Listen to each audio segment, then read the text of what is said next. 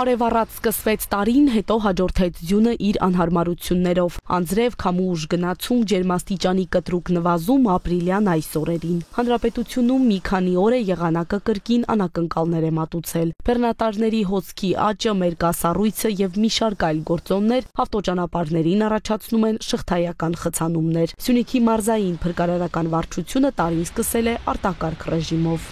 Բավականին բարդ ռելիեֆային գոտում են գտնվում ճանապարհները։ Մենք ամեն օր գործ ունենք տարբեր զանգերի հետ, օգնության կանչերի հետ, որ առաջանում են միջպետական ավտոճանապարհներին։ Նաև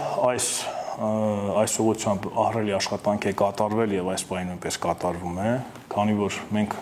կոնկրետ հենց այսօր, հենց հարցազրույցի ժամանակ, որ մենք հիմա խոսում ենք, այս պահին փրկարարության ստորաբաժանումները լծենի հատվածում, կոնկրետ Աղվանի լծենի հատվածում խցանված մեքենաներ են քարշակում։ Ցյան տեղումներով պայմանավորված մինչ օրս, ես եթե ամփոփում եմ, 123 քարշակման դեպք ենք ունեցել մեքենաների, ճանապարհում են խնդիրներ բավականին ունենում։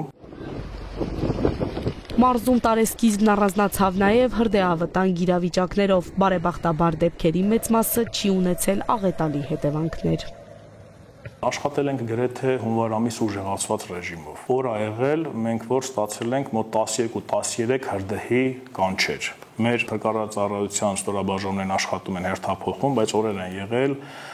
որ հանգստի մեջ գտնվող բոլոր ծառայողները ներգրավված են եղել աշխատանքի ծառայության մեջ։ 2025 թվականի առաջի եռամսյակի մենք ունեցել ենք 242 հրդեհի դեպք, իսկ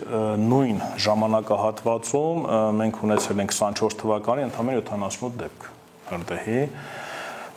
Բավականին հրդեհավտանգ էր այդ ժամանակահատվածը, որ հիմնականում պայմանավորում է բնակիչների ավելորդ ինքնավստահության գործոնի մասսայական առկայությամբ։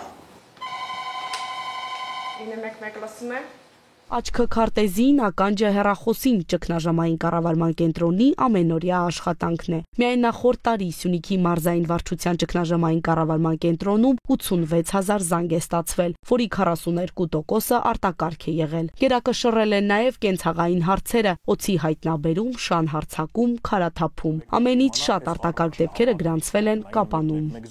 Մարզի տարածքում շրջայցեր են կազմակերպում, այն վտանգավոր թիրախային վայրերը, որտեղ կարող է քարաթափում լինի, մենք դա արձանագրում ենք, որը որ փրկարարության ուժերով միջոցներով մենք կարող ենք իրականացնել հարկադիր քարաթափումներ, հնարավոր հետևանքները կանխելու տրամաբանության մեջ, մենք նաև իրականացնում ենք հարկադիր քարաթափման դեպքեր, մենք խնդիրներ ունենք լծեն Տաթև նորակառույց ճանապարհի այդ հատվածներում, քանի որ ճանապարհը նոր է կառուցված, այնտեղ բավականին հողային շերտ կա սարերի հատվածում, որտեղ ժամանակի ընթացքում պետք է նաև այդ շերտը կամաց-կամաց նաև ինչ-որ չափով մաքրվի։ Սյունիքում նախորդ տարի 210 հեկտար խոտածածկ տարածք է այրվել։ Մարզային փրկարարական վարչության պետի խոսքով 2023-ի համեմատ թիվը նվազել է։ Սրան նպաստել է նաև ըստ թիրախային քարտեզների ընտրված վայրերում բնակչության շրջանում իրազեկման հանդիպումներ անցկացնելը։